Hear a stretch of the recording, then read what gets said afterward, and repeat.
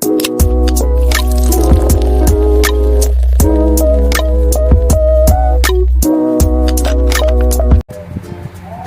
guys, selamat siang.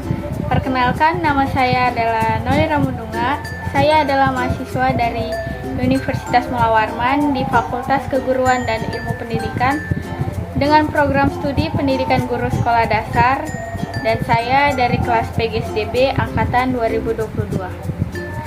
Tujuan saya membuat video ini adalah untuk menyelesaikan tugas dari mata kuliah Konsep Dasar IPS oleh dosen pengampu Bapak Asmi SPD MPD.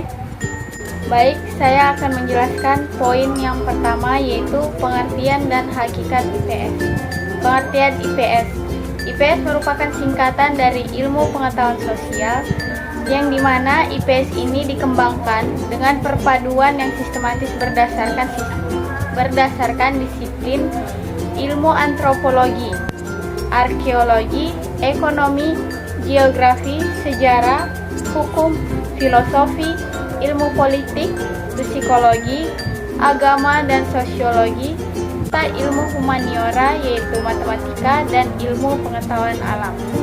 Sedangkan di dalam konteks pendidikan, ilmu pengetahuan sosial ini memiliki gabungan antara ilmu humaniora dengan ilmu sosial. Menurut beberapa pandangan pengertian IPS, yang pertama, pengertian IPS menurut National Council of Social Studies atau NCSS mendefinisikan di mana IPS ini merupakan studi integrasi ilmu sosial dan humaniora untuk meningkatkan kompetensi kewarganegaraan.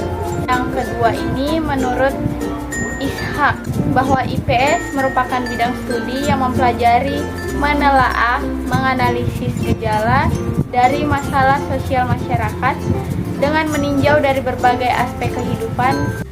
Oke, selanjutnya saya akan menjelaskan tentang hakikat ilmu pengetahuan sosial atau IPS, yaitu adalah telaah tentang manusia dan dunianya, yang dimana manusia adalah sebagai makhluk sosial selalu hidup bersama dengan sesamanya.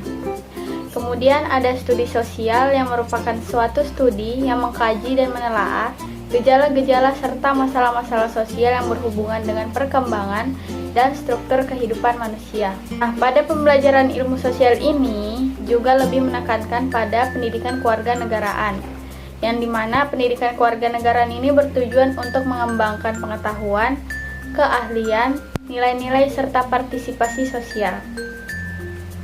Dan tujuan dari pendidikan IPS ini adalah untuk mendidik dan memberi bekal kemampuan dasar kepada siswa untuk mengembangkan diri sesuai dengan bakat dan minat, kemampuan dan lingkungannya, serta berbagai bekal bagi siswa untuk melanjutkan pendidikan ke jenjang yang lebih tinggi.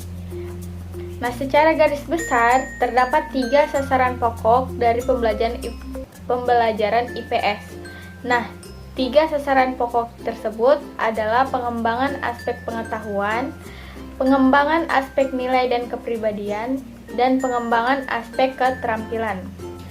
Sedangkan aspek pembelajaran IPS sendiri itu ada terbagi menjadi 4, yaitu manusia, tempat, dan lingkungan. Yang kedua, waktu, keberlanjutan, dan perubahan. Yang ketiga, sistem sosial dan budaya.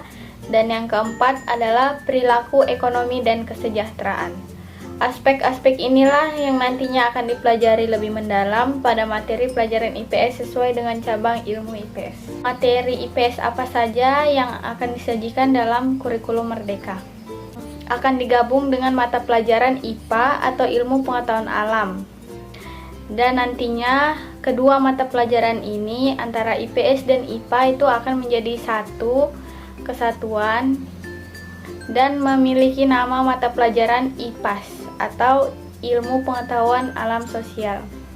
Nah, ilmu pengetahuan sosial ini dia lebih membahas atau mempelajari tentang ilmu sosial. Sedangkan ilmu pengetahuan alam dia lebih membahas kepada makhluk hidup dan lingkungan di sekitarnya. Nah, kenapa ilmu pengetahuan sosial dan ilmu pengetahuan alam bisa digabung? Yaitu karena secara umum anak SD masih melihat segala sesuatu secara utuh dan masih memiliki pola pikir yang hanya berfokus pada dunia fisik, atau bisa dikatakan belum mempunyai pemikiran yang logis, kritis.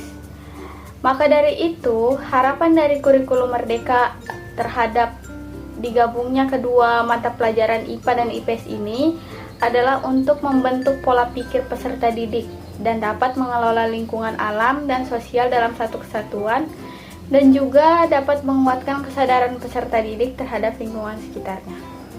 Selanjutnya, harapan saya pada Mapel IPS di masa yang akan datang adalah ilmu pengetahuan sosial nantinya bisa membantu peserta didik dalam membentuk pola pikir terhadap lingkungan sosial dan di sekitarnya, mampu membangkitkan rasa kepedulian terhadap makhluk hidup atau lingkungan di sekitarnya, dan mengembangkan potensi peserta didik agar peka terhadap masalah sosial yang terjadi, terampil mengatasi masalah yang terjadi, dan juga memiliki kemampuan untuk memahami konsep-konsep yang berkaitan dengan kehidupan, serta memiliki keterampilan di tengah perkembangan dunia untuk bisa berkontribusi menciptakan kondisi kehidupan yang lebih baik.